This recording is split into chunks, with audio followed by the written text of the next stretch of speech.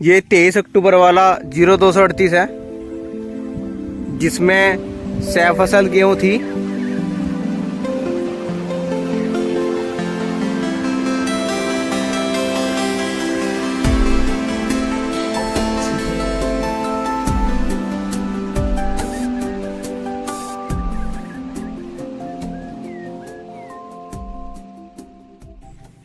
ये 23 अक्टूबर वाला 0238 है, जिसमें 6 फसल गेहूँ थी।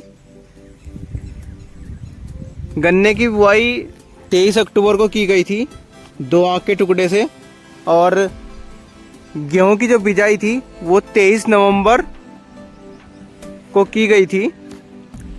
वैरायटी इसमें 303 श्री राम और 3226 था। उत्पादन की अगर मैं बात करूं तो इसमें उत्पादन 16 क्विंटल 1 एकड़ में गेहूं निकले हैं, प्लस भुस्सा। काफ़ी अच्छा इसने उत्पादन दिया है। और गेहूं की इसमें एन की दूरी इसकी 8 इंच थी, और एक ही बेड पर 3 लाइनें बिजाई की गई थी, जो कि छोटे ट्रैक्टर से एक यंत्र बना रखा था, जिसे 3 लाइनें बनाई गई और हाथ से फिर गेहूं को ओढ़ दिया गया। हल्का उस पर पाटा लगा दिया गया और जर्मिनेशन के बाद उसमें सिंचाई कर दी गई थी। उत्पादन भी अच्छा मिला है। और गन्ने में लाइन से लाइन की दूरी 4.5 फीट रखी गई है। इस खेत में भी मिट्टी चढ़ा दी गई। हल्का गिल्ला खेत था ये जब मिट्टी चढ़ाई, बारिश को देखते हुए इसमें भी पहले ही मिट्टी लगा दी गई। पानी इसमें भी काफ़ी पड़ा है, देखिए,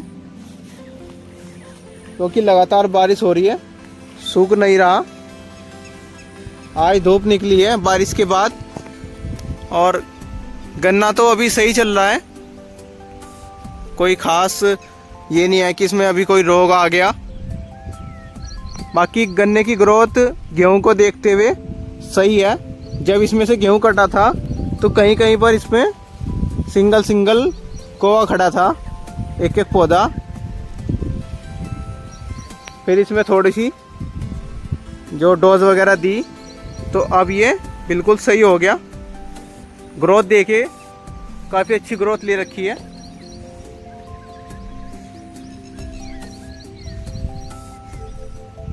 इसमें एक निराई कराई गई थी, जो कि जब गेहूं थे इसमें छोटे तब कराई थी।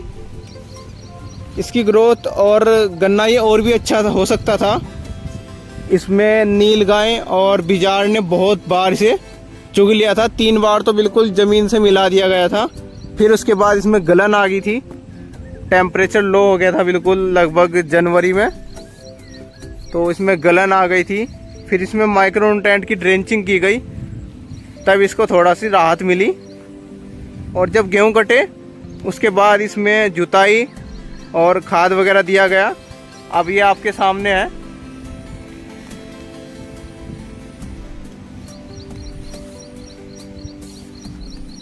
लगभग ये भी 8 फीट के समथिंग हो रहा है। किनारों पे ये छोटा है, क्योंकि कुछ गन्ना घुमाते हुए टूट गया था। अच्छी मोटाई के साथ पोरियाँ बननी है, और लगभग 5-6 पोरी इसमें भी बन चुकी। अब इसमें कोई खाद नहीं दिया जाएगा, बस पोका बोइंग वगैरह के लिए स्प्रे किया जाएगा। और अब पानी पर वेस्ट डिकम्पोजर और ट्राइकोडर्मा तो चलाएंगे ही, लगभग 2-3 पानी पे ट्राइकोडर्मा चलाएंगे, और साथ में सुडोमोनास जितने भी जैविक हैं उनका इसमें प्रयोग करेंगे। क्योंकि रासायनिक खाद मिट्टी चढ़ाने से पहले दे चुके, कीटनाशक भी और रासायनिक भी। अब उसके बाद इसमें कटाई तक कोई भी खाद नहीं दिया जाएगा। जो भी खाद देना था वो मिट्टी चढ़ाने से पहले हम दे चुके।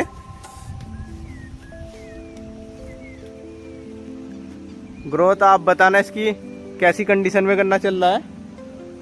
पत्ते की चौड़ाई की मैं बात करूँ तो काफ़ी हद तक पत्ते की चौड़ाई भी ठीक है, देखिए, लगभग 3 उंगली तक पत्ते की चौड़ाई है। ग्रोथ भी सही चल रही है। बरसात काफ़ी हो रही है इस बार, रोज बारिश हो रही है। इस खेत की भी खाद डालने से पहले दोनों साइड की मिट्टी उतारी गई थी। जो आइसर 188 पर यंत्र बनाया था मिट्टी उतारने का, जिसने बेस सेंटर में एक डोली बना दी थी और उसकी जो दोनों साइड गहराई बनी थी उसमें हमने खाद दिया है। खाद देने के बाद इसमें कल्टीवेटर निकाल दिया गया और उसके बाद इसमें मिट्टी चढ़ा दी गई। उसका काफ़ी बेनिफिट मिला है मिट्टी उतारने का। एक तो जितना भी खरपतवार था वो सारा बीज सेंटर में पलट गया था मिट्टी उतारने से, और फिर खाद देकर मिट्टी चढ़ा दी गई। तो जितना भी खाद था वो गन्ने की बिल्कुल जड़ों में गया। और अगर हम वैसे जड़ों में डालते तो पत्तों पे लग के इधर उधर बिखर जाता है, और उससे बिल्कुल गन्ने के पास में जड़ों में खाद गिरा है और कल्टीवेटर निकल के वो दब गया और उसके बाद मिट्टी चढ़ गई। पानी हमने इसमें दिया नहीं था क्योंकि बारिश का सीजन, बारिश का वो चल रहा था, रोज़ बादल हो रहे थे, बारिश बता भी रखी थी मानसून वाली। उसी को देखते हुए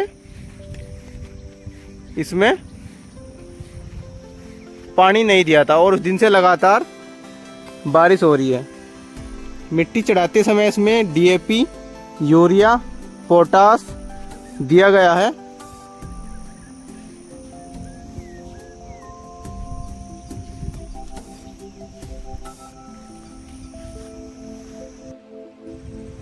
थोड़ा ऊंचाई से मैं आपको दिखाता हूँ क्योंकि अंदर तो पानी भरा हुआ है, हाइट नहीं दिखा पाऊँगा आपको।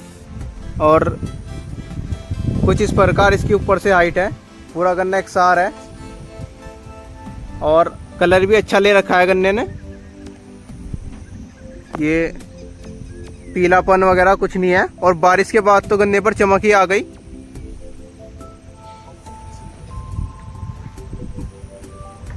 हल्की बारिश तो बिल्कुल ये मानिए कि गन्ने पर खाद का काम करती है, जैसे स्प्रे कर दिया हो माइक्रो न्यूट्रेंट का।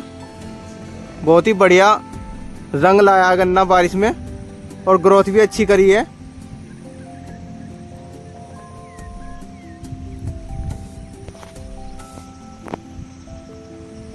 गेहूं कटने के बाद जो गन्ना था वो आपने देख ही लिया होगा, और अब कुछ इस प्रकार इसकी ग्रोथ है। पत्तों की चौड़ाई भी सही है और पूरे खेत के पत्ते हरे हैं। अभी तक कोई रोग नहीं दिखाई दे रहा है इसमें।